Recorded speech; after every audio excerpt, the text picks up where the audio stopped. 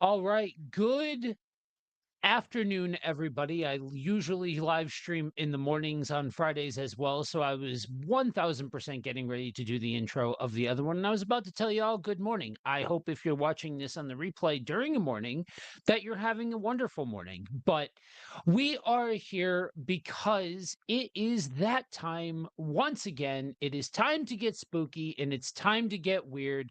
It's Friday night, which means it is time once again for Friday Night Frights. And this is like the holy high month for us weirdos that like spooky nonsense. Because it is October, it is spooky season. We are in the midst of it. And so, what better way to get the ball rolling than taking a quick minute to talk about what we are up to during spooky season, how we are celebrating this oh glorious of months. Christian, I'll let you start. Yeah. I guess my highlight so far is VHS Halloween. Talk about apropos Oh, for the I'm season. judging you so bad. That was Go ahead. such garbage. Bro, what's the matter You with were kidding. you? No, there's no way. This is the best one they've released ever. It's not a high bar, bro. You're not helping yourself. Oh, you're just contrarian for the sake of being contrarian. No, talking about like Me? every segment. Contrarian? Yeah, never. Yeah, every segment worked for me. To an extent. I'm not saying Yep. everything's perfect, mind you, and there's definitely one that's a little more, let's say, not child friendly, and that is, yeah. No. No, it's not. Uh But I enjoyed yeah. that. Go ahead. Yeah, I don't know. I'm hit and miss on VHS. Like I think it's a cool concept, and I love because I love anthology horror. I'm a huge fan of the medium that it chooses to express itself. But my biggest thing is like it just it doesn't it's not my flavor. And that's one of the beautiful things about horror. And it's one of the things that whenever I hear somebody ask me, how do I get into horror? Well, you kind of gotta like do a roadmap. That's why I made a video about that. Like I literally laid out a roadmap of like, hey, here are like pillars. It's not a complete exhaustive list, but it's kind of dipping into a flavor, trying it Different out, genres. seeing if you like this flavor, what all of those kinds of things. And VHS Halloween goes exactly to one of those flavors that I don't mess with. And I'm like, I'm looking at it and I'm like, this is unoriginal. This is so reductive. And and the people who I've heard from are like, yes, you are overthinking it. This is popcorn fare. This isn't high cinema. And I Yes. get it. I just don't necessarily enjoy it. Yeah. I mean, it's no trick or treat. I mean, if you want to talk about like the cream of the crop, I mean, that's probably it, for Halloween Creep anthology. show. The Creep Show, yeah. Yeah. Yeah. I liked the Creep Show. I liked the Creep Show TV show that they made for Yeah, Shudder. I think it was. It didn't get much of a run. I think it got one or two seasons, but it was really good. it was. Yeah. I am geeking out on retro movies in the theaters.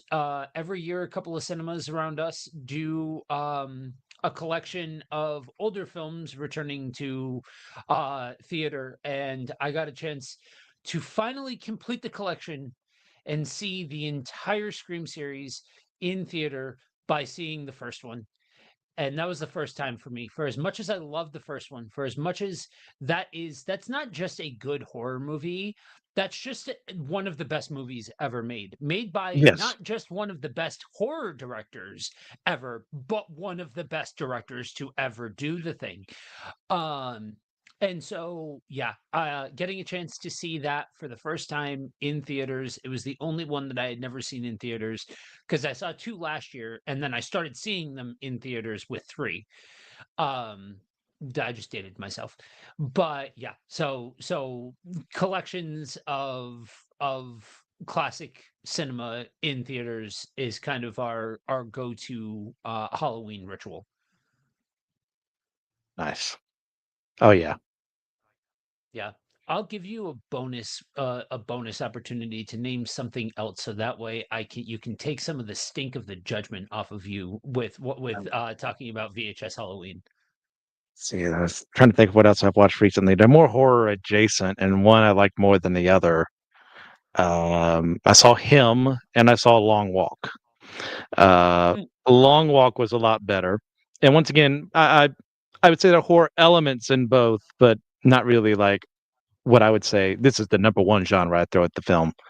But other than that, nothing I can think of off the top of my head. Yeah, yeah. This is probably one of the heavier years that I've done for horror for in the last couple, but that's partially because usually we do more like haunted house stuff and all of that, Mm. and this year we're not.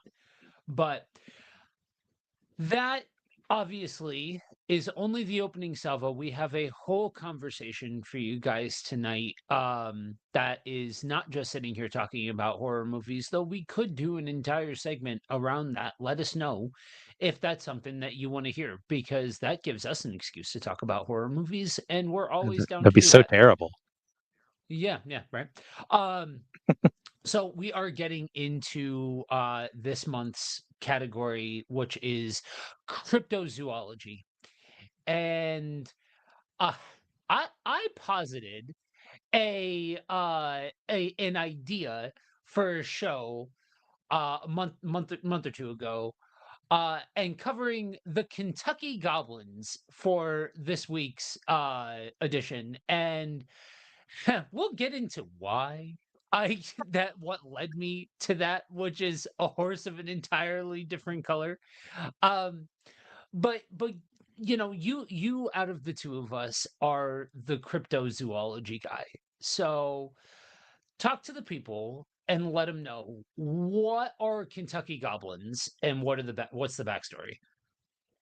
So this is a difference of opinion on who had the idea for this episode and what category they think best covers it. I would have thrown this in ufology.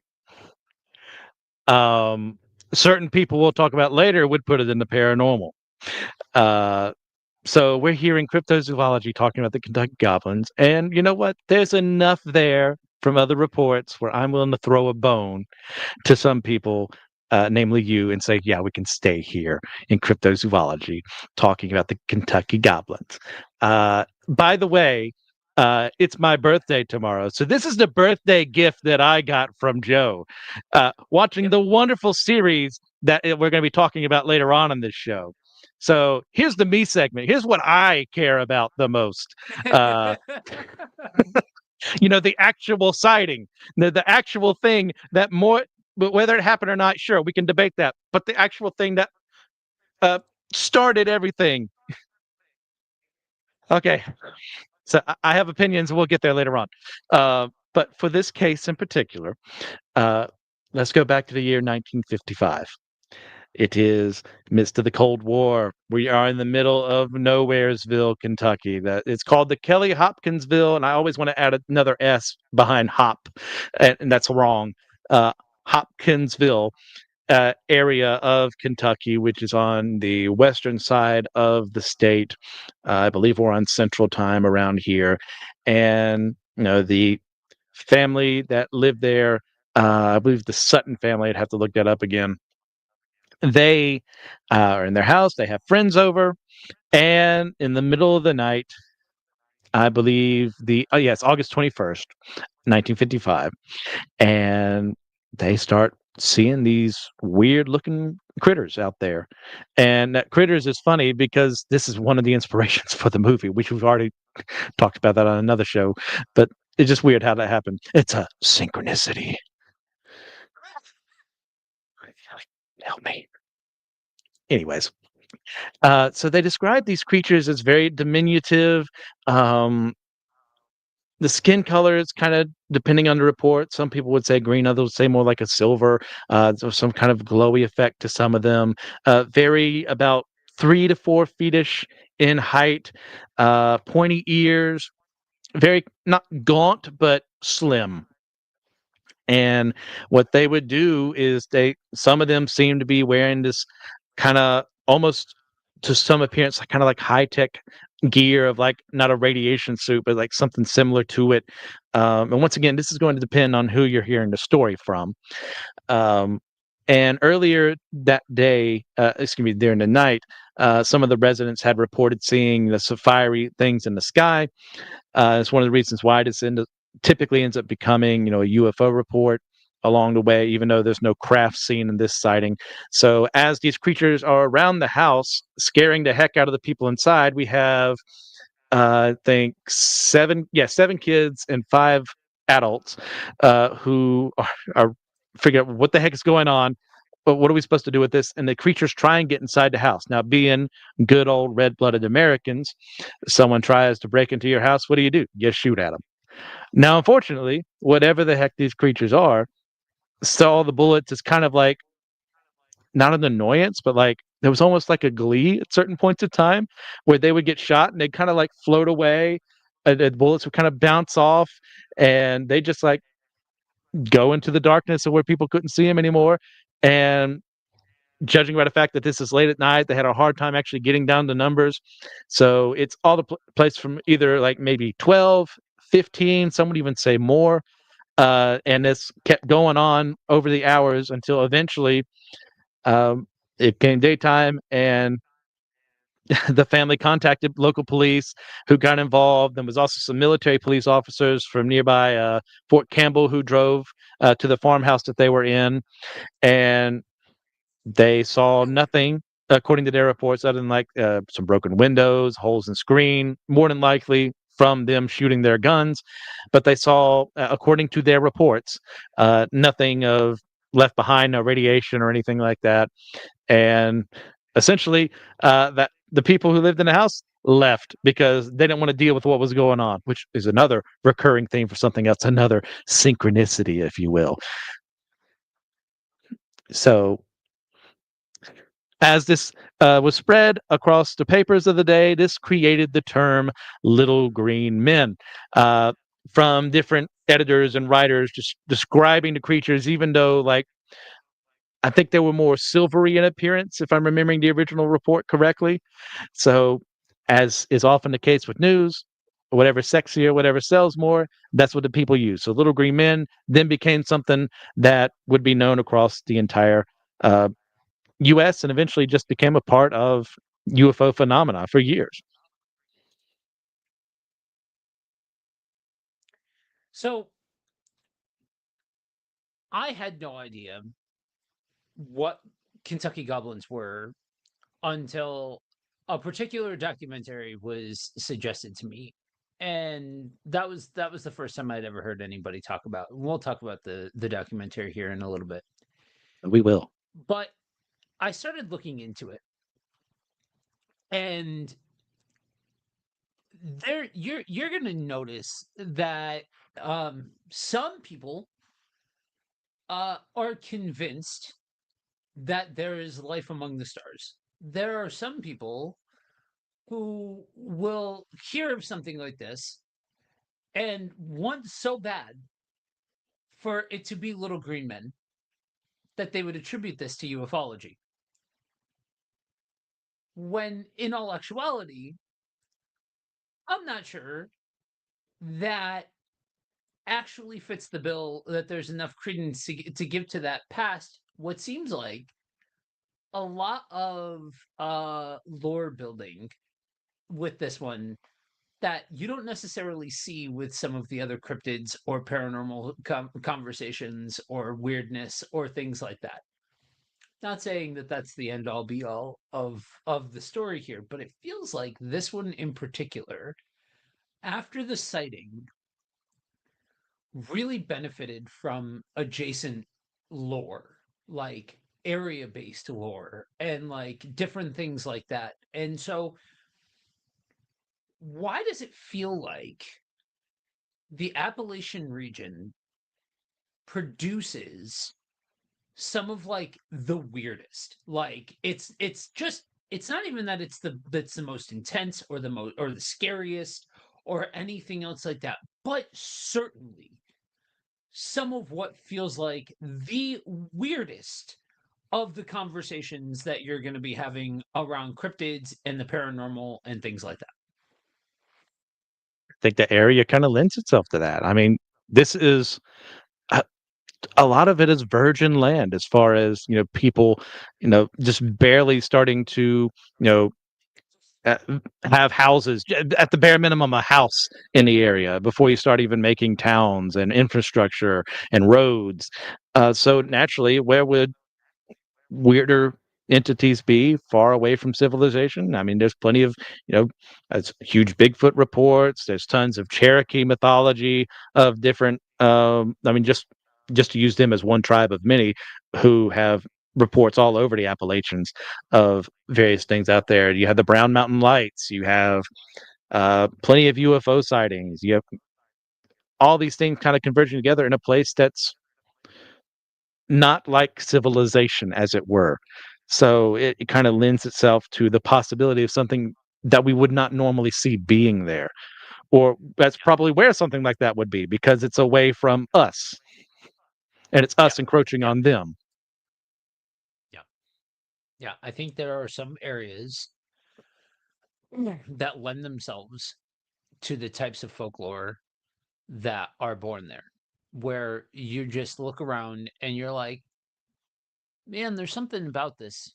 There's something about this area where I think I'm a little slower to just chalk it all up to myth and mythology. You know what I mean? Just like there's just Mhm. something about the area. And it would seem like when you dig into the area, it makes sense that a conversation about a local cryptid from that area would take a one of many approach to an explanation or something along those lines. Trying to categorize it seems a little more nebulous than some of the other stories or situations that you come across when studying the paranormal.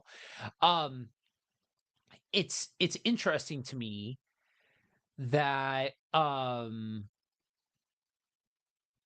this one um feels like there's simultaneously more lore but less actual hard sightings or like timeline in comparison to some of the other cryptids that we've covered over the time that we've been working together.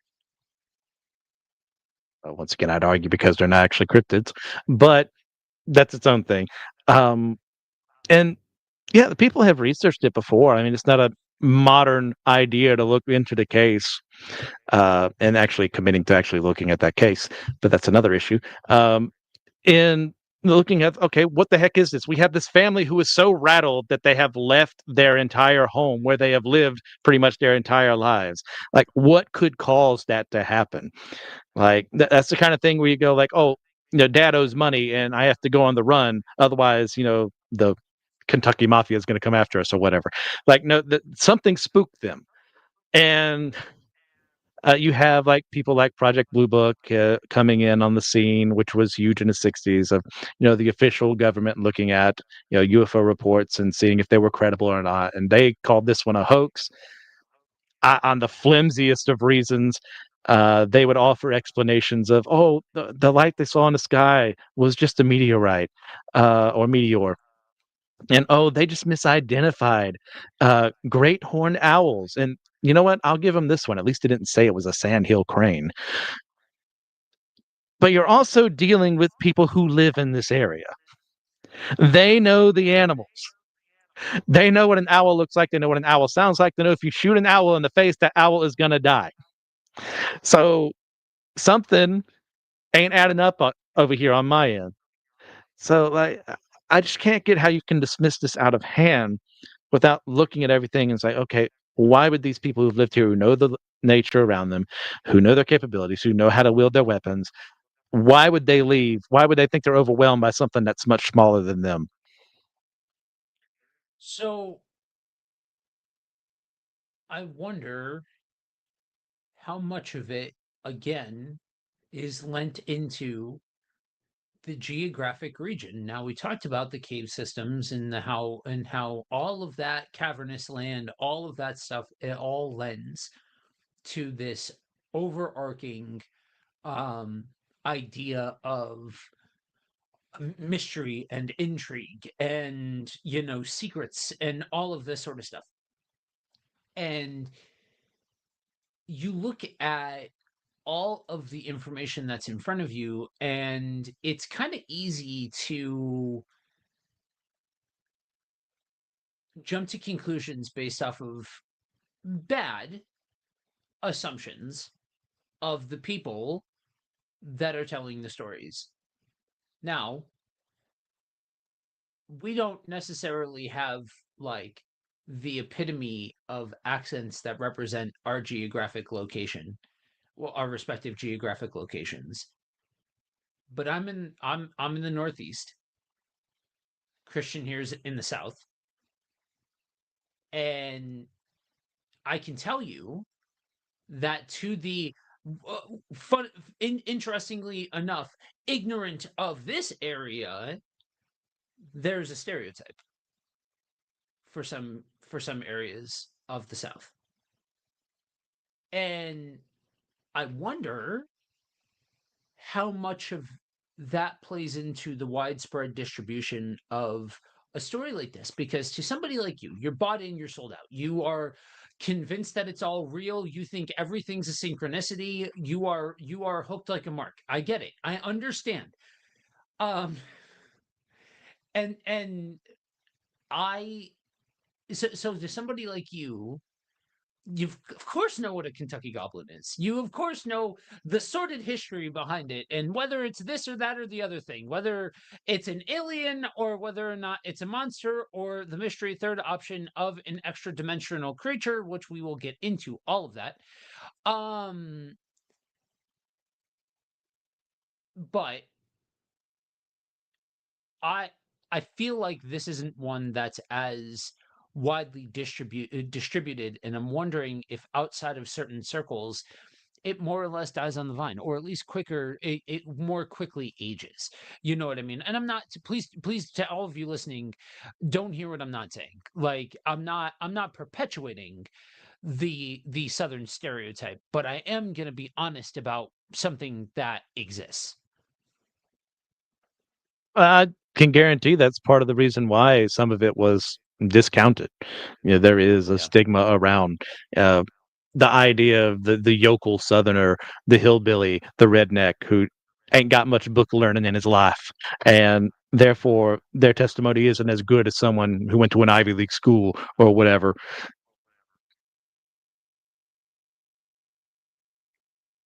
Um, so something like this, right? It feels like you need to have an extreme level of discernment when trying to make heads or tails of all of this. And friends, if you want a like the benchmark, like the example of exactly not that, um, there is a a docu series. I'm struggling not to use the word mockumentary um on Amazon Prime called Hellier. And this was suggested to me when I was doing an interview on a friend's podcast. And I'll get into the what's in the where's and the whys of what we can learn about all of this. But I have to shoot down Christian's hypothesis first before we get into the fun stuff. So Hellier is a monstrosity. It is it starts simple. It it starts simple enough where, short of a couple of red flags, it felt like at first we were learning something. We were going to go on an adventure. We It seemed like this was a group that was looking for credible evidence, especially when one of them is like, I'm skeptical of everything, and she's, I mean, she thought it was literally everything. So like, I mean, again, it's not, I think she needs a dictionary. But you That know, so it, I really thought going into this series that we were in for something at least reasonable. And what this becomes is a buffet of rabbit holes. It just is. So we get three main threads, right? We get the lead, we get the landscape, and we get the methods. You've got emails that describe goblins seen near mine entrances and woods. Friends, I'm not giving context for a reason. It's because there is none. The show literally just goes from point to point to point. There is no through line. Don't try to do it. You're going to waste your time.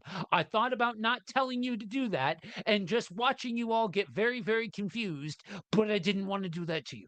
Anyway, uh, you can so do that to so the me. team heads to that's, well, that's because you deserved it.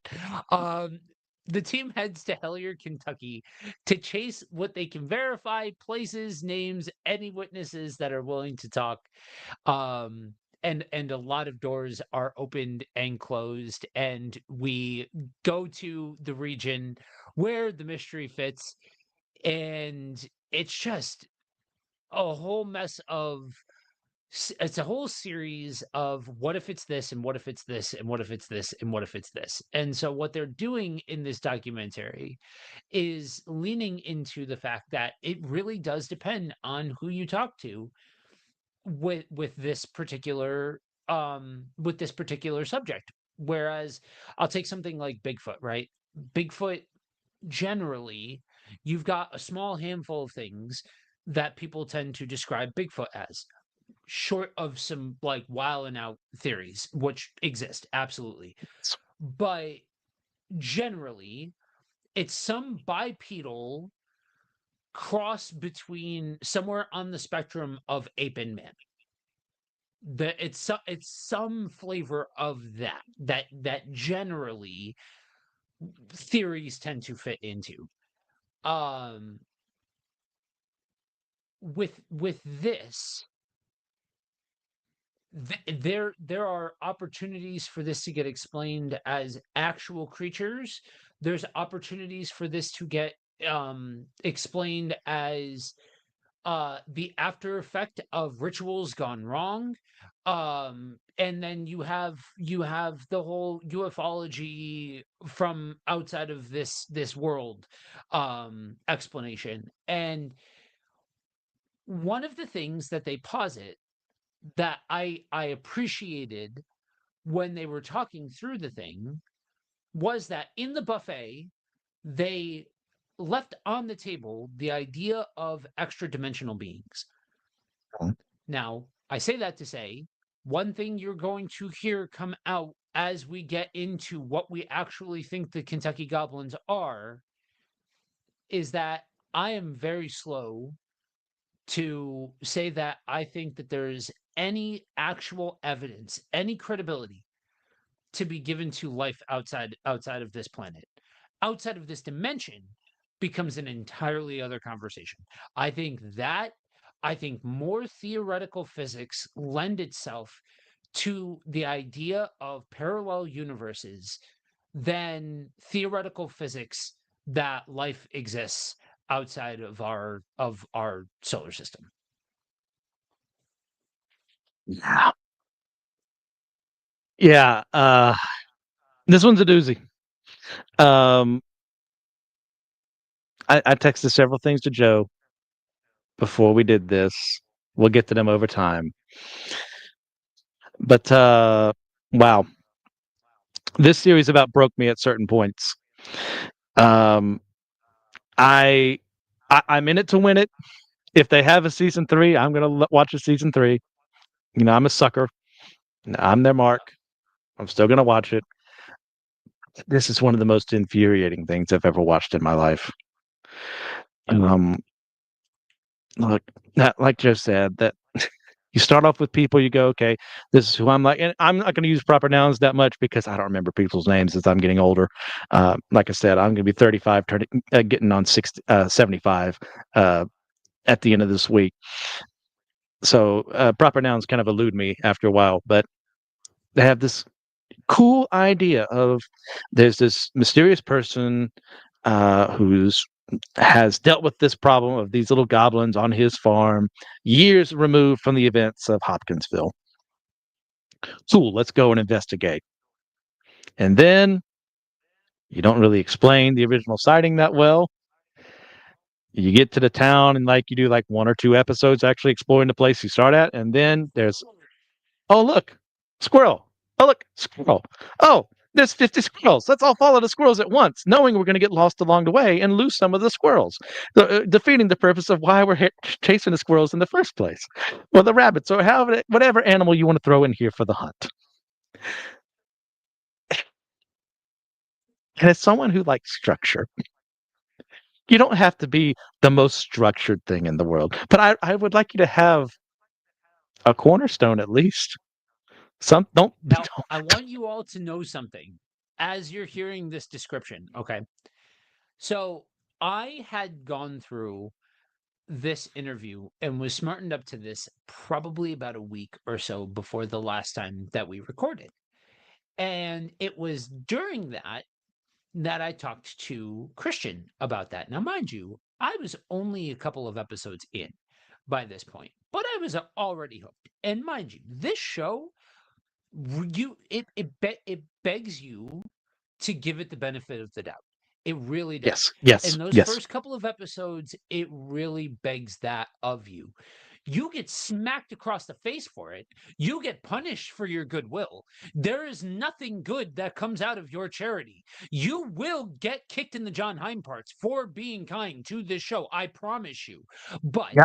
I got a couple more episodes in, and I'm like, "Yeah, I'm not gonna warn him about and you're gonna notice something. Okay, we keep using a word that is not normally used in the English language, friends. You're not going to go to a cocktail party and start hearing the word synchronicity thrown out like it's water. Y'all, you have black shoes, I have black shoes. That's a synchronicity.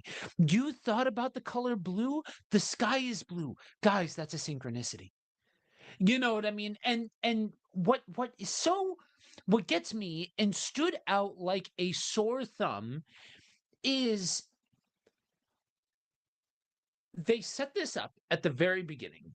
And the dude, it was red flag. And again, you really, really want to give this thing the benefit of the doubt, especially Yes. because everybody positions themselves at first as a Reasonable. eh, reasonable, but part of the ensemble cast. And uh, except for the one dude with the hair, the guy who like actually starts off this thing, the first guy that you hear from that they don't explain to what in the wide world of sports is anything about how these guys know each other or what any of this is. Like, they don't care about you filling in the gaps. That's not what we're here for. We're here for some History Channel After Dark nonsense. Like, this would have lived if this would have been made in the early 2000s. This would have lived on Animal Planet or History Channel Yes. After Dark, like something like that. Spooky America, whatever, something like that. It would have been $1 billion idea if they would have just done this in the early 2000s. um but this show presents the main guy in this light where he literally says, you hit a certain age and you just all right, give me all the weirdness. You just want it all to be true. Look, when you're talking about the paranormal, There are 87 different flavors, and if there's anything that you guys should take from us, yes, we do here. Like, if you haven't gotten the gimmick, this is a comedy podcast. We enjoy laughing, and more than anything else. Yes, it's informational, but it's we're talking about things that go bump in the night, guys. Like, come on. You know what I mean? And some of this stuff, in order to do it and to do it well, we can't be taking ourselves too seriously. And so yes, we like to laugh about this stuff. But you notice how in the ecosystem of people that are connected to the network that this show lives in, people aren't beating down our doors because we're the weirdos that like studying this stuff, because we actually care about the authenticity of talking about it. Because yes, you get weird looks whenever you start talking about the paranormal, especially in Christian circles, when everybody and their mother just thinks it's all demons and angels, and there's literally no other room for anything else 90% of the time. We care a lot about the authenticity of the actual research part, the actual paranormal, the putting the research in paranormal research. And with something like this, when you hear somebody be like, I want it all to be true, stop, turn off X-Files. Like, you're not allowed. You've lost your card. You've lost your card because you've put yourself up to evaluation of whether or not you understand the fragile line between fantasy and reality. That's what you've done. And that's juxtaposed immediately by his partner. I don't remember. But Think wife. yeah. Um sh- she's like, yeah, I know he likes, he's so quick to hear people, he's so quick to listen to everybody's story and all of this sort of stuff. I'm the skeptical one. I look at everything through a skeptic's, and I'm like, okay, cool, we got an odd Please. couple pairing. I'm cool. Like, that could make for some fun back and forth in the whole I mean, it's nine a win at yards. that. Yeah, like, you got me as far as that goes. I'm cool. Again, it flushes out to be exactly not that. It and everything, every 30 seconds, y'all, if we told you to play a drinking game, we would have to tell you to get the lightest alcohol content that you possibly can, and for the love of God, sip. Because if you Yes. start doing shooters, you're not making it out of episode 1, and I mean that. If you drink every time that they say the word synchronicity, you will get alcohol poisoning before you are out of the first friggin' episode. And I promise you, I wish I was doing a bit. I'm not doing a bit. And so when you hear that edge in Christian's voice, when he addresses me when it comes to this series, it is because I did not warn him about any of this. There are words I could use, but I love you too much to use them. Yeah. When I texted Joe, I had finished season 1, and there was one moment that I was broken, and I'll talk about that after I say this. But this, I said, you know what? Whatever. I'll just take whatever they're throwing at me. But the first episode of season 2, forget the first season. If you want to die in a drinking game, you can do it with the word synchronicity in episode 1 of season 2. And I said, Joe, what the hell? Essentially, I was more verbose than that, but that was the summation of what I was saying. And they said, yeah, I know. Take that, jerk. But what got me? And yes, if you're a fan of the show, I want to say this right here and now. We're not haters. We're not here to say you wasted your time watching it. Like, we wasted our time watching it. It's like, no. There's still something to be gleaned somehow from all of this, and we'll get there. But what broke me, what completely and utterly broke me, and thank you, shout out to sublikescript.com for having the seasons, just season 1 up for the script of the show. Because it saved me from looking through every single episode. Because I think I said it was season 2 when I was texting Joe. It's like, what? No, that's not right. It's the last episode of season 1, which I think is season 5. Excuse me, episode 5. And it's after they're having a conversation with a fellow investigator named Tinny on the phone. and I think Newkirk is the name of the main guy. And I apologize. Yeah, I should know everyone's name. I should have a list right in front of me. I don't care. Uh, and this is why I don't care. This is what he says verbatim. We were never going to get closure on this case. Tenney was pretty clear about that. There was no closure. And there's no closure really on any paranormal case. There's plenty of people who go into a house and claim that they have sent whatever's there to the light, but then 2 weeks later, another group comes in and they're experiencing the same phenomenon. I think any closure in the paranormal is done for our sake.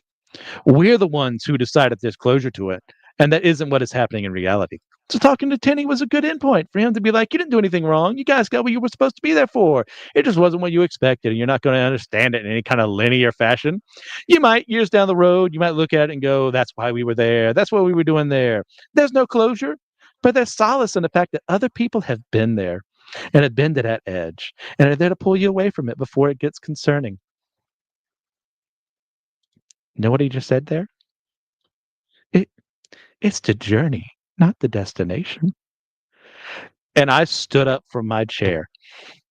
And I'm not saying this for theatrics. I pointed my finger at my computer screen and I said, "The hell it is." I had to pause the show and say, "The hell it is." But your job as a paranormal researcher is to find as much closure as possible. Yeah, there's some things out there. We're not going to know everything. I understand that. I don't like it, but I understand it. But you don't get to just throw up your hands and say, well, like we got a participation trophy. What? Why? Why? I lost more of my hair. I'll add some mustard to that. I'll add some Go mustard to ahead. that. Go ahead. So Go so ahead. he's sitting here reading that off, right? And the whole thing reads like a dude doing a victory lap. Like this sounds like a dude doing like, oh, look at all this stuff that we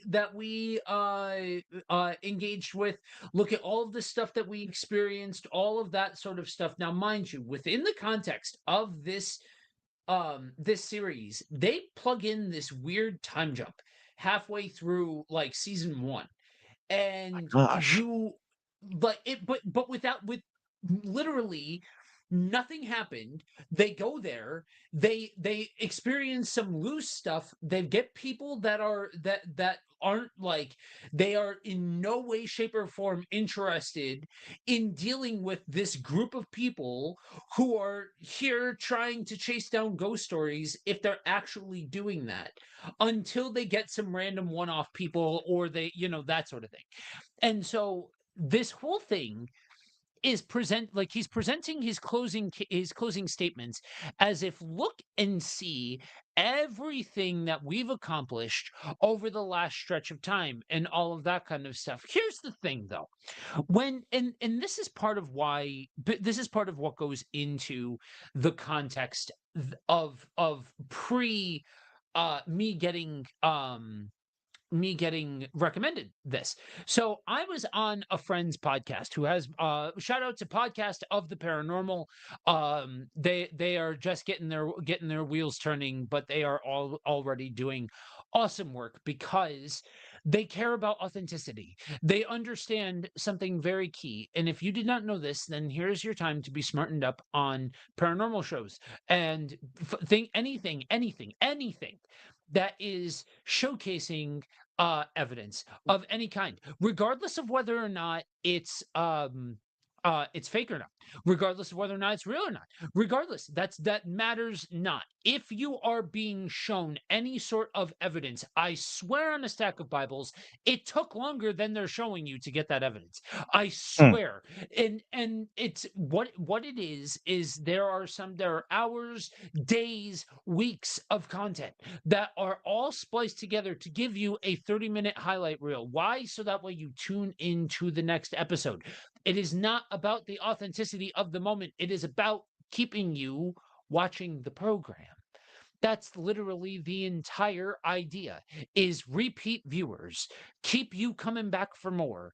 That's the entire gimmick. And how do you do that? Well, one of the ways that I don't understand, but people tend to think that they can do, and that it's compelling, is when you've got all this stuff going on, right? And you've got this big climactic moment. And did I just hear that? And they play a friggin' sound clip over top of the friggin' audio, so that way they want to what, emphasize it. You're just, I can't hear what just happened. You're acting like the friggin' devil just came out of the wall, like Pazuzu himself is there to be like, hey, what's up, I'm damning you all to hell. You guys are acting like you opened up a portal to the sixth dimension. Screw the fourth or the fifth, but we gotta have this little soundbite that plays over top of the audio, distracting from everything. You've got a friggin' hellmouth that right 2 feet to your left, but you're more interested in the audio feed to add the dramatics to the situation. I have a pet peeve. It bothers me. It bothers me. And part of that is because I come up in the era of Penn State Paranormal and Lorraine Warren.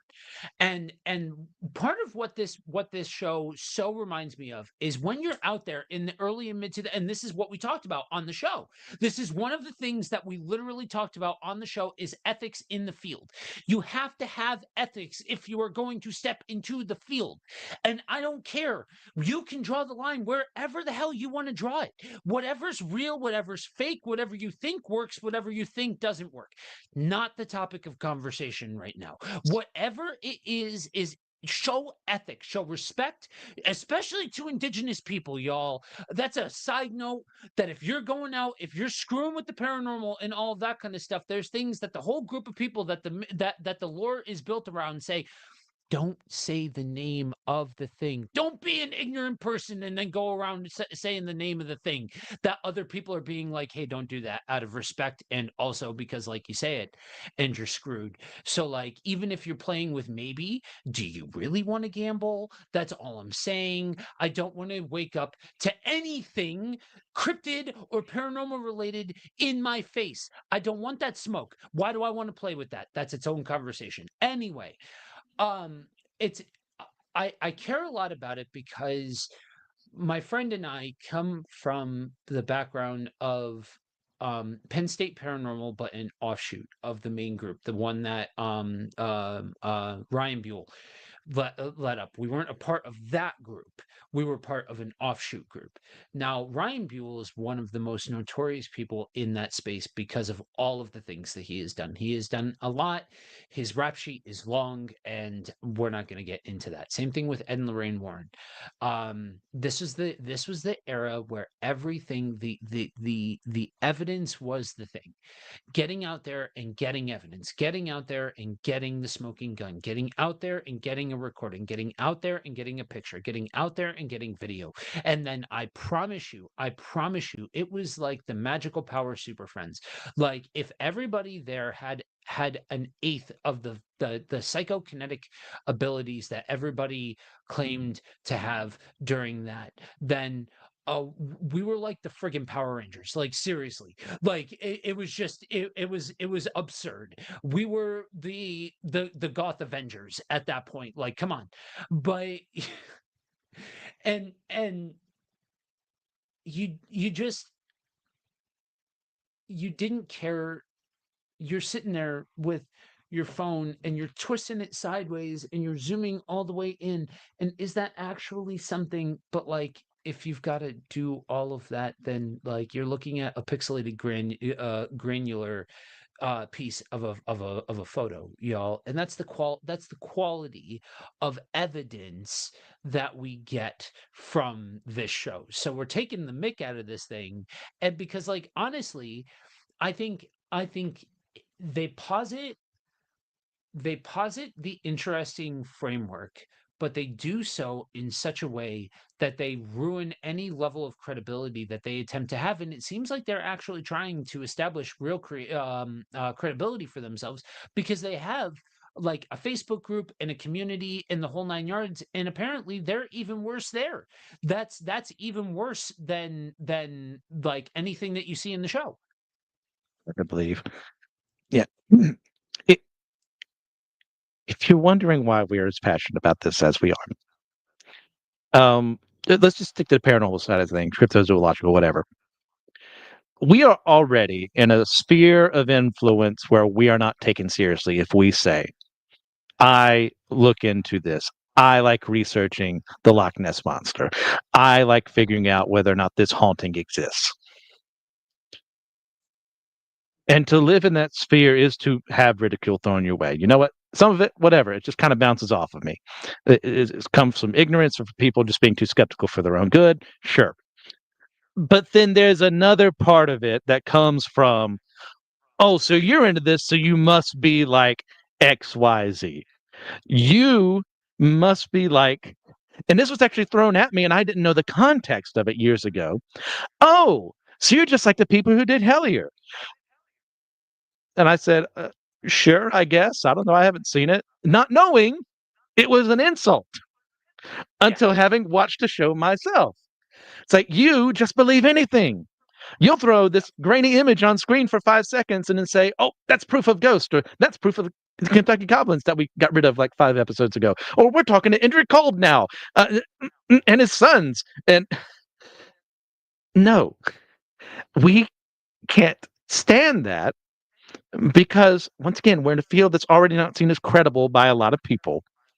So when you have evangelists, as it were, for the paranormal, for the spookier things, acting like fools, that makes us look like fools. And now going on the actual Christian spiritual side of things, Joe and I know of many people across who would say that they are Christian and would open their big dumb mouths and say not a word that Jesus has ever said, nothing that would ever back up anything he said, or that this prophet said, or God said, or whatever.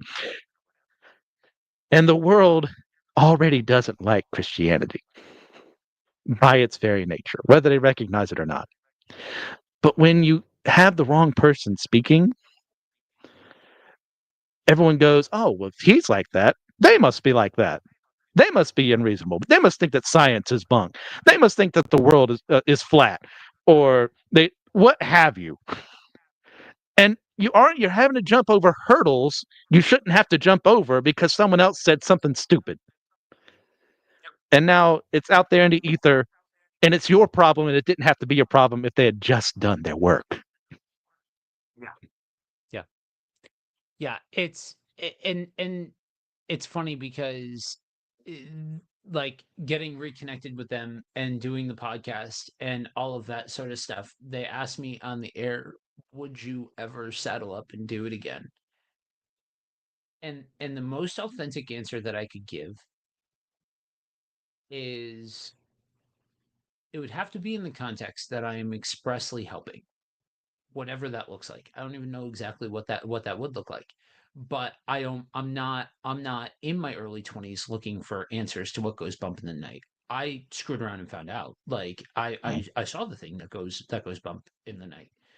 Um and I think it's important that if there's any measure of like credibility that you give to give to this field, that you realize that you have a burden on you to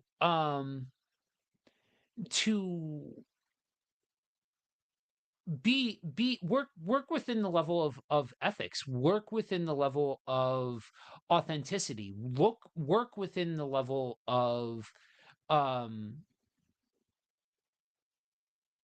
good faith, that you aren't making this even worse for the other people that do take this seriously in the field. And to anybody who would hear us and be like, why would you take any of this seriously, I would just encourage you to take a look at something. We will move on from this, but I encourage you to take a look at something.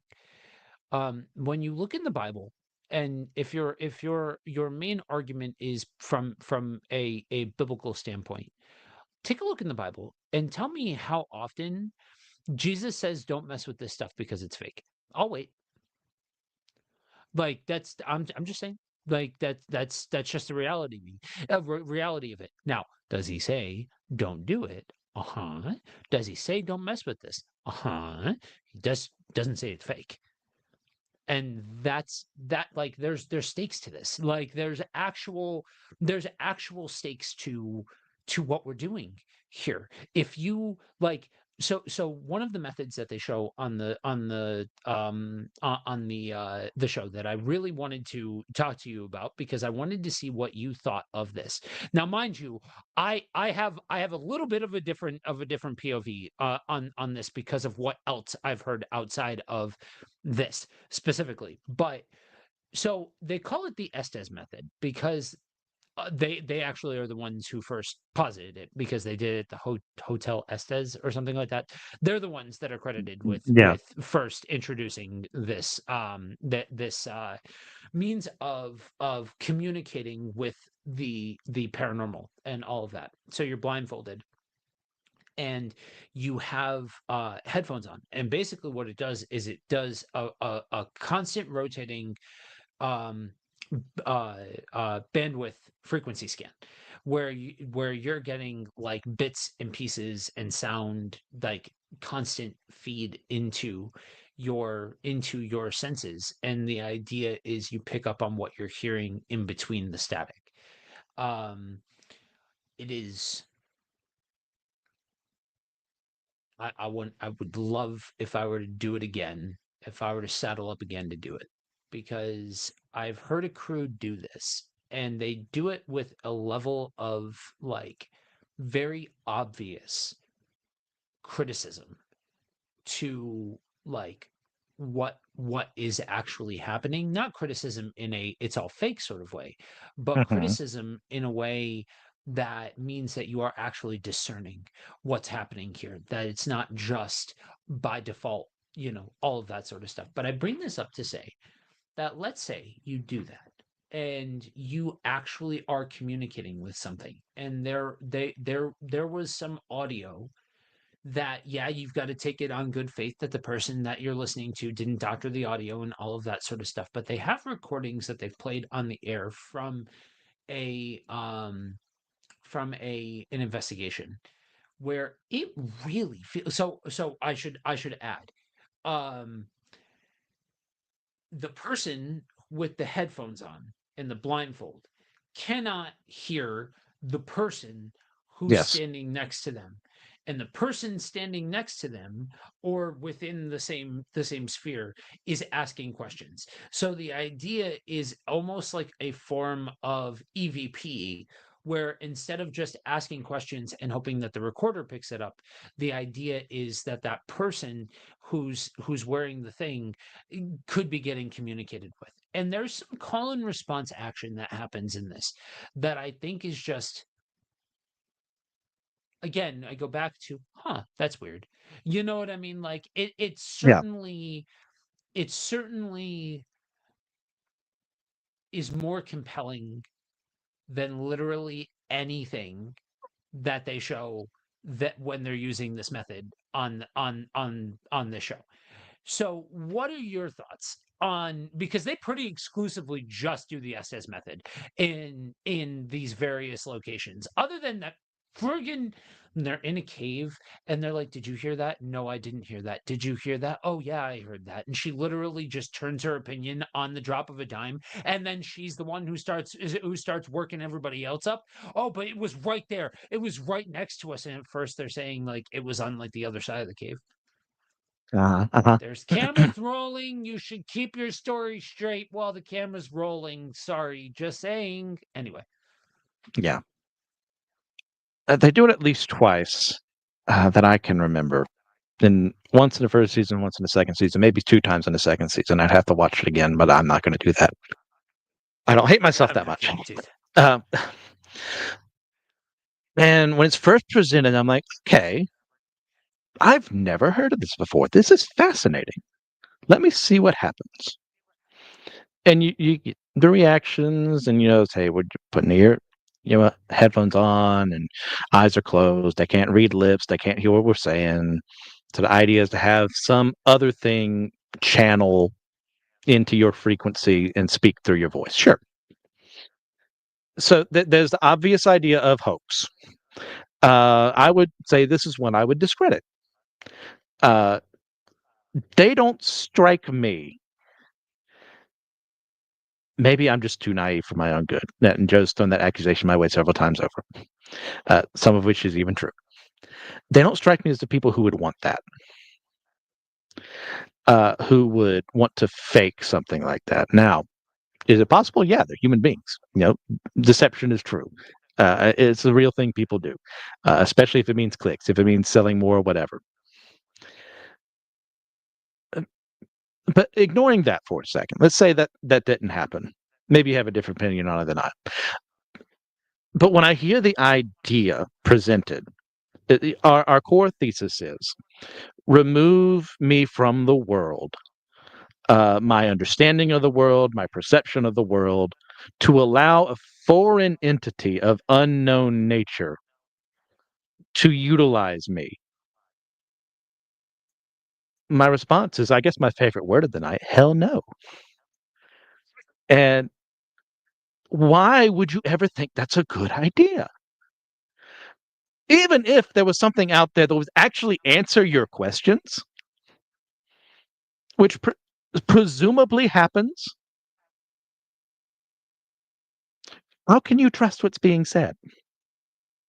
How do you know it's the thing that you're going after?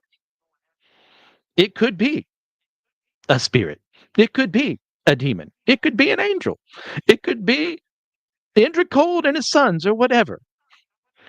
Or it could be someone who knows how to possess other human beings and is just as flesh and blood themselves. I don't know. Why would you ever put yourself in that circumstance of removing your own will and allowing something else that you don't know and don't understand to then overtake you and respond to people? I was like spiritually creeped out by that. It's not scary, like watching it, but like the idea, actually thinking about what they're doing, creeps me out. Yeah. So I'm a nay.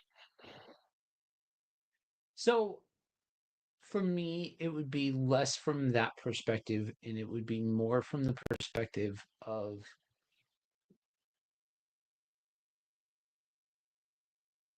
I'll lend an ear for 30 seconds with the idea that no, I don't trust anything that's coming out of your mouth because I've said this before and I will say it again, and this is where I get myself into trouble with paranormal with like ghost hunting enthusiasts. I don't ever think it's your dear Aunt Sally. I don't ever think it's great Aunt Mildred. I just don't. I don't. I just fundamentally do not think it's an earthbound. It is a human spirit that you are communicating with.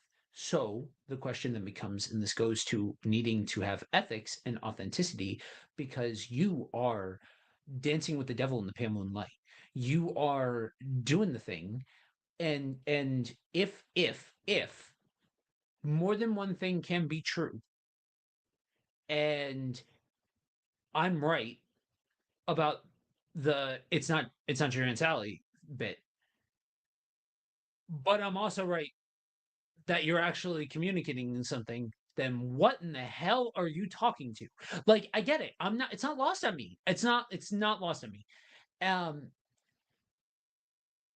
but I think that's the power of discernment. I think the power of discernment is if you are equipped to do it, if you are equipped to ride into battle, then ride into battle and protect yourself.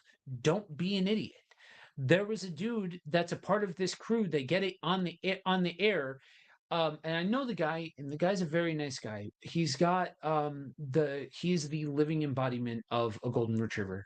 He is a golden retriever in a man's body. Like, I promise you, he just is. He's a good time. He is. He's a friggin' blast. He is so hyperactive. And he's one of those guys that's just like, he's literally in the session and he pops off with, go ahead and use me to communicate. Shut the hell up. Like, What's the matter with you? No. You know what I mean? Like, that's the bridge too far, friends. Like, friends, that's where we go, and we're like, nope, because I'm not an idiot, and I don't want to be shooting pea soup out of my mouth. Like, I'm cool. Like, I don't need that. I don't want that. No, you are not welcome. I am not inviting you inside. Whatever piece needs to happen, that we're just not, you know what I mean? But like, Uh, also, if I can position myself through a discerning mind to lend an ear to something that's outside of the realm of the three dimensional, I'm curious. You know what I mean? Like, that's at yeah, least but, what I'm gonna say but as far as all that goes. listening, not not speaking with their voice is what you're saying. Like that, not having them speak through you, listening to what they'd have to say. So you say something to me, and then I hear what you say, and then I repeat what you said. Not, I'm submitting myself to Okay. you to be able to Yes. speak and convey and use my mortal body. No, we're not the open sign, no vacancy. Promise. Okay. You're Okay. good. Like, that part of it, I will I that is where the hard line is, and that's where I think some of the other applications that I have heard are more compelling, because they're only using it as a tool. They're not immediately throwing um they're not immediately throwing all of the religious subtext into the equation. Mhm. They're just saying, this is a tool, and maybe through this frequency, something on the outskirts of what we know as temporal reality can speak into, and then I can hear what that person's saying because of this tool, and then convey what they're saying for them, adjacent Yes. from them. Okay. Yeah. That's a much better compromise. Um, I still think we're dealing with something a bit above our britches, but at the end of the day, if I had to, I could compromise with that. Yeah. Yeah. Yeah, I and that's and I agree with you. Um and I, like, as far as the punching up portion of the conversation, and that's why, like, to me, when you're exploring this stuff, like, just tell me you don't that you don't respect it, or that you're an idiot. One of the two, because, like, you're just putting yourself into harm's way, and you're putting your crew into harm's way, and you just got to normalize. That's why you enjoy being around the people that you investigate with, because sometimes it's just screwing around in the dark with your friends. Like, you're not gonna come face to face with a demon. You know what I mean? Like, that's sometimes that's just not the deal, and normalizing that is okay. We don't need to make spooky nonsense out of every single thing. You know what I mean? And so and for those of you that have been listening for the last hour, and you're like, you talked about Kentucky Goblins for like 30 seconds, because I promise you, everything else about taking the mick out of this, and what we were actually like talking about the implications of this sort of thing, is way more compelling than talking about the actual thing of Kentucky Goblins. Because, like, honestly, here's the deal, right? So they're little creatures, whatever the hell they are, right? So you're either talking about little cryptids that wreak havoc and all that sort of stuff. You're talking about aliens, or the mystery third option. And this is where we're going to shift gears into, okay, so we've taken the mick out of this whole thing. Like, this whole mockumentary is absolute nonsense. But we walk back and separate out and say, hey, just because of a bunch of bad faith actors, we can't turn around and say, every single solitary bit of this. And I would call them, for the record, because season 2 is just following the bullshit trail. Like, it's just following the nonsense of all of the emails and the secret identities and all of that sort of stuff. Like, there's nothing, we have lost any grip on actual, like, Plot, reality. documentary, yeah, like documenting like paranormal research that has gone out the window. And so I would call them bad faith actors because they try to present themselves as being fully legit, and I don't think that they're fully legit. And so looking at that, we can't then turn around and say, oh, we think this entire folklore out of this geographic location is nonsense just because of some people. It would be like saying that every single ounce of I'll call it religious haunting, like any bit of that is nonsense because the Warrens were bad faith actors. They were bad Yeah. faith actors, but we also need to understand that more than one thing can be true at the same time. And so I'll tip my hat first that of where I go when I hear about the Kentucky Goblins. And really the meat and potatoes as to why this thing was recommended to me was when we were doing the investigation, or when we were doing the interview. I had made a comment because we were talking about how back in the day there were some places that we went that, like, you have to pay attention to your team, to your feelings, to your instincts, the whole 9 yards. And there's this one joint that we were at that I was just like, no, man, this is not good. This is not, there's nothing good happening here. And then we had another person who was there who was trying to say the exact same thing. And she was completely and totally ignored and all of this sort of stuff. And it's the one spot where I'm like, I wouldn't even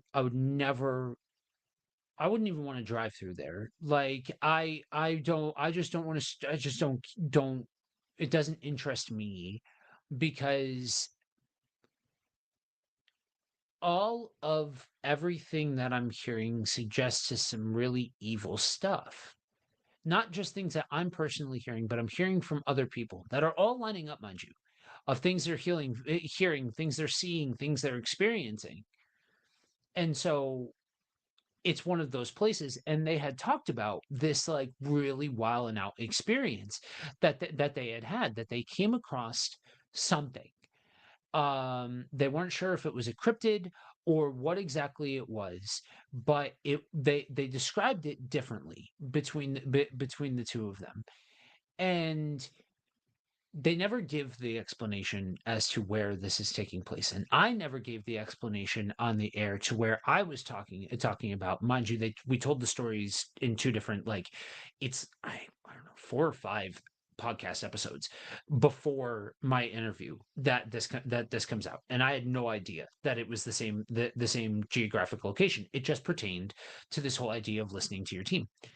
And so after we got off the air, they're like, why was it such and such a like where was it that you were talking about, and why is it this location? And they got it. And Yeah. the thing that they had experienced was very much akin to a spiritual force that was not trying to parade itself as human. And this is an area that has a very high amount of neo-paganism in it.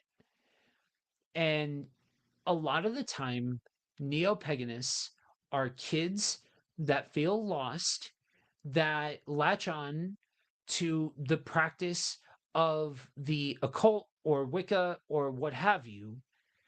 And not everybody is like in it. Like, there are some people that, like, they find their way, and that is their religious practice that they keep on practicing, and that they're serious and that they learn. A lot of them are kids that think that they are touching the darkness when they're screwing around with things that don't that are so far beyond them, but they don't take the time to actually realize what they're doing. And so one theory is that there was a portal opened in that area to something that could be a lesser spirit, a lesser god, and they like it keeps like drawing them like because they've gone back a couple of times and they've gotten like come to the water, come get in the water, come like this baptism sort of feeling, and it's all about showing submission to Mm. this thing. And I 1000% think there's room in the conversation to start to go there of this thing that got let out of its like brought into that space can't leave that space, but is now in that space, and whoever opened that door either doesn't realize or is too inexperienced to know how to close it. Now, I understand that some of what I'm talking about sounds like spiritual nonsense and mumbo jumbo. But again, we go back to why do we get so passionate about these things? Why do we care so much about the integrity of the field? Because we've seen some things or things make sense to us in a way that says, "Hey, the faith I have can live in an ecosystem where more spiritual entities exist outside of God, Jesus, the Holy Spirit, the enemy, angels, demons, and whoever else you want to throw in there, depending on your flavor of theology." That's that's what we're getting. And so um my personal thought process, and this is where I picked up on this, and they're like, we want to see what stands out to you and why this is what like what you get out of this and all of that. And don't get me wrong, 3/4 of this we took the mick out of the thing because it's hogwash, because it's nonsense and all of that sort of stuff. But a broken watch is right twice a day.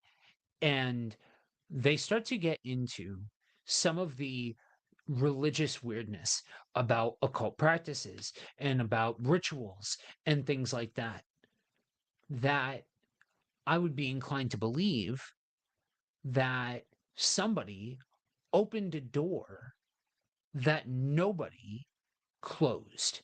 And whether that means creatures from a different plane of existence and they actually are creatures, or beings and they're not creatures but they're intelligent, I don't know.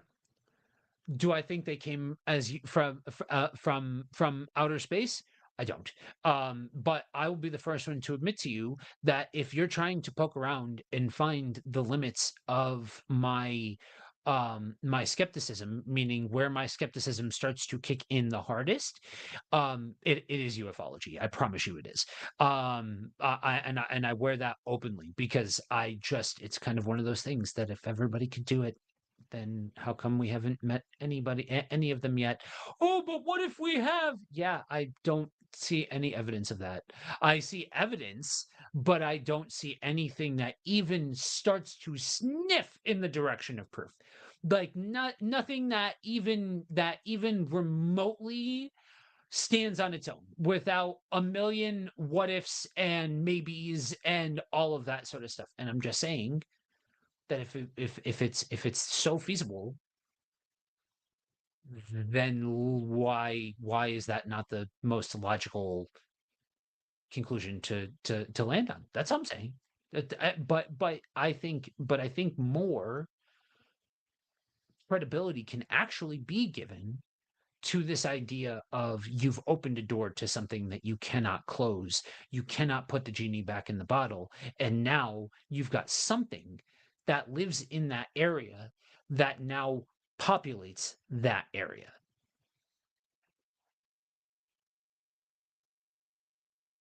When it comes to the goblins themselves, I do go more ufological as far as my answer, given what was seen in the sky, given their appearance, the state of their dress, how the bullets didn't seem to affect them or anything like that, how they propelled themselves. Sure, I can't, number one, prove that. And number two, I can't say that's the absolute because there are other possible explanations that aren't just saying they just shot at an owl. They could be some subterranean goblinoid creatures that live in a region where there are plenty of caves to hop out of, may exist in a way that we are foreign to because we don't live underground. So maybe they have some adaptations there that we don't see here on the surface world. Now, I'm not going to go and say, "Oh, they're just there from the hollow earth." Don't take your steps too far. Maybe, sure, maybe, but I'm not going to actually go that way. Then, of course, you have the extra dimensional idea, which is a possibility. These, whatever they came from, whatever these entities are, they have different rules, and they're able, or maybe because they're here, they have to work under different rules compared to where they were. Sure, I can get behind that. I can also get behind the fair folk idea. And that's kind of an amalgamation of not only just the fair folk um, kind of mythology we get from the English Isles and France and bits of Scandinavia, but like I'm talking worldwide. Like I would throw yokai in here if we were talking in Japan. I would even throw Native American entities, or sorry, First Nations entities.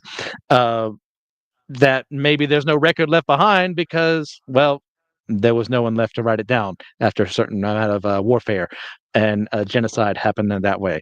Or maybe what we do have has a fragment that could possibly be related to one of these, but I don't know. It could be one of those things. But to do what they do in regards to this kills not my enthusiasm for it, but I definitely know there's other people out there who take it less seriously because of how it was handled now that I've done my research into this and I've watched everything that they've put out. Um, and that irks me because instead of asking questions and putting possible hypotheses about what these origins of the creatures could be, it is, well, now it didn't happen, even though the people who cited this 70 some years ago had nothing to do with this documentary. With the people who recorded this over the years have nothing to do with the documentary. Like who actually put their A game into like making sure the message was passed down. This is the sighting. This is what we saw. Yeah, there may be some contradictions because this newspaper reported that. This person said this. That's going to happen with reports regardless. But you kill credibility of the potential that this is true when you fumble the bag like this so hard. And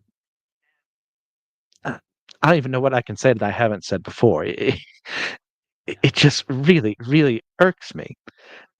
Because, like you said at the start, you want to believe in them. They present themselves sort of rationally.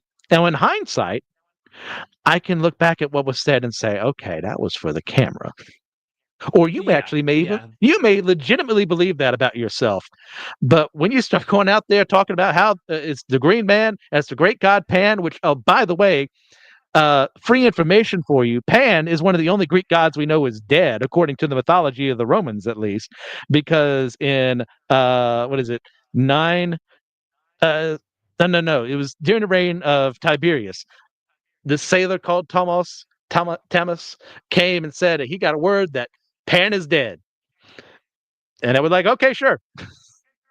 So maybe he got resurrected along the way, or maybe this is the tulpa of Pan or whatever. But if you're going to assume that, but do you see where I went from where I started to you start introducing these ideas and you sound more outlandish and maybe even that would be true.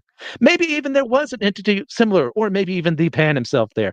Sure, but you've killed any credibility that it could be true with how you presented the information. That's exactly. So now I don't trust you as much as I should. Your job is to convince me that I should be listening to what you have to say. I don't even have to believe at the end that your assertions are correct. You have to at least make me believe you believe it because of XYZ versus Oh, because I'm just old now and I want to believe everything. Eh, Yeah.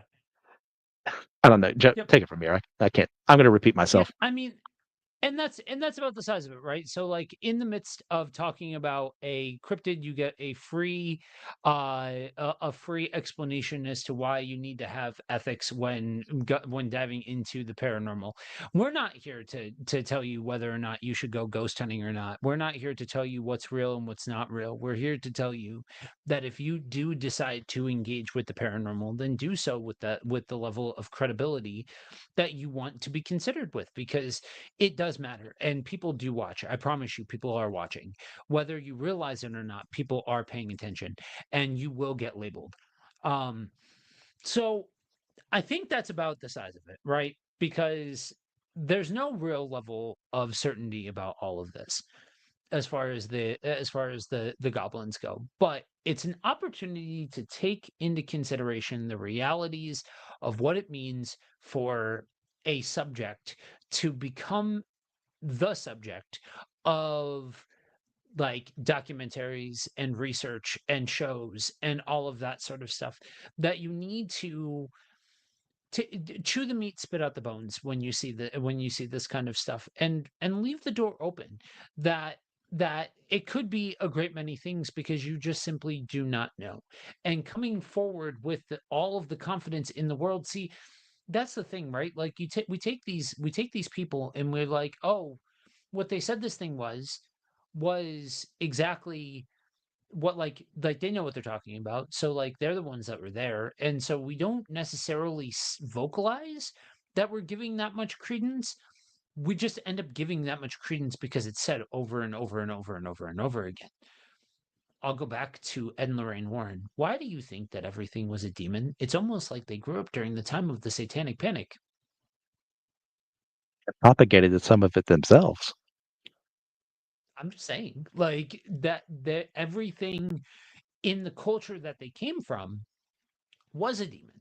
Every bad thing was evil. Everything that was outside of God has to be something that is dangerous and all of that sort of stuff. I fundamentally believe that do they deserve our worship? No way.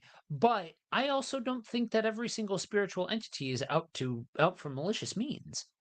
Yes. You know what I mean? So like that's there's got to be a level of nuance that you carry into this. And so it is interesting if you allow yourself to kick the can around while keeping a discerning perspective. That's where you can enjoy something like the Kentucky Goblins. So as you think about this subject, I want you guys to sound off below. What do you think it is? What is this something that you had ever heard of? Because I'm real curious about that. Who all? Because this is not the Pacific Northeast or Pacific Northwest, any of that sort of stuff. Like it's none of the European waterway monsters or any of that sort of stuff. This is something that is less mainstream, and I'm wondering how many people really actually knew about this as a thing. And just keep it weird, man. But do so with a level of credibility. That's all I'm saying. So with that, Read enjoy responsibly. spooky season. Yeah, responsibly. Um, so with that, y'all enjoy spooky season. This will be the last broadcast before Halloween, so happy Halloween to you all. Let us know what spooky nonsense you are getting up to this season. We gave our recommendations at the top. Hopefully you find something good to watch. I certainly know it's not going to be Hellier, and don't look for it to be something good with if you go watching that. I'm just saying we have warned you. Um, but until next time, y'all stay spooky. Peace.